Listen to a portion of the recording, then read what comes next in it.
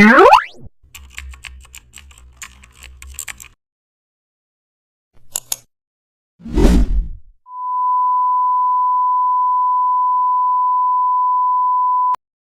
back to the channel and don't forget to like, share and subscribe for more updates.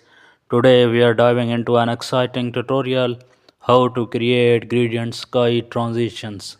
Take your landscape photo and add a new gradient layer above.